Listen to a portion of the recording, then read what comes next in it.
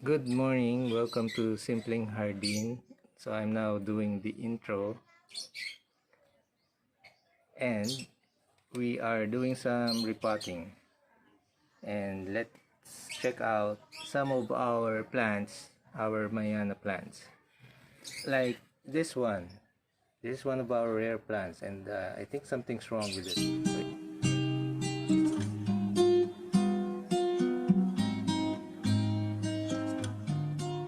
It's a cutting. It's not yet established. But if you look closely, something's wrong. So guys, let's see what's wrong with this plant. This is one of your rare Mayanas. I think this is called chicken feet Mayanas.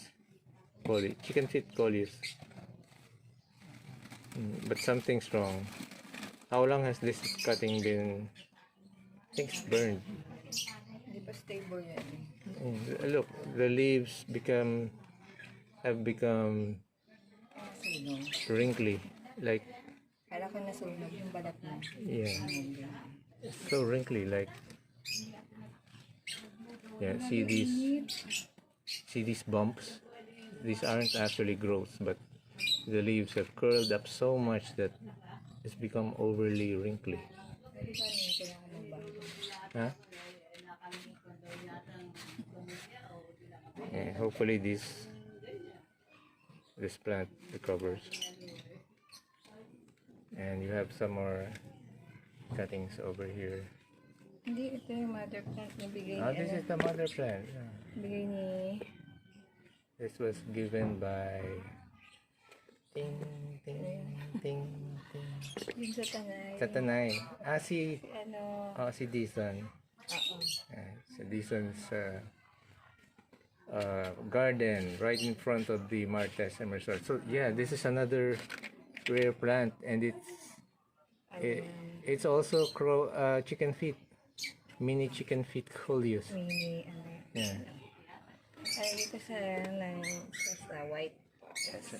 Para maganda na siya. Yeah, so I've been ignoring this. So this is one of our rare Mayana plants. Ayun yung And iba. it's also chicken feet. Na propagate na. Ayan na siya.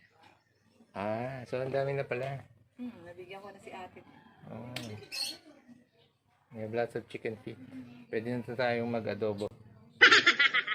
Adobo Mayana. Ayan, so ganun pala. Ang dami ng ugat. Dito naman siya babaguhin. Change ko lang siya ng pot.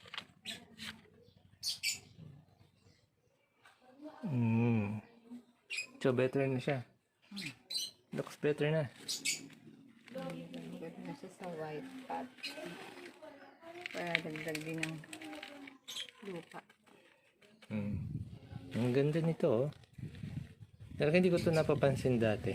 Na, oh, parang nilalampas-lampasan ko na lang. Now it's... Hindi, kasi siya sa taas. Kaya hindi mo siya nakikita.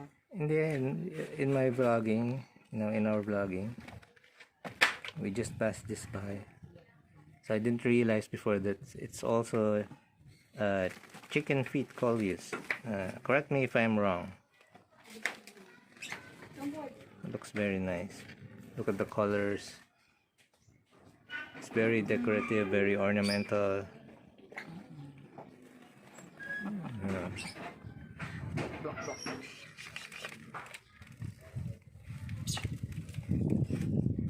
So where do you plan to get other rare Coleus plants like those orange Coleus? What other colors are there that we don't have? Orange lang ako. Just orange? Hindi naman. Marami. Usually kasi nga, di ba, nasa malayong probinsya. Pero meron sa Bulacan. Saan sa Bulacan? Sabi ni Mayana Lover. Saan nga sa Bulacan? Hindi ko alam. So sa Bulacan doon niya nakuha yan. Ang laki ng Bulacan. She got those rare Coleus plants from Bulacan. Saan? Kasi di pa nanggaling na akong kalumpit. Maybe sa San Jose del Monte. Kasi maraming doon na rare. Kasi nga, laki ng Bulacan. Pag okay na to, tataniman ko to. Cut. Pwede cut. naman akong Cut. para akong mapag. Ayun. Nagsimula na.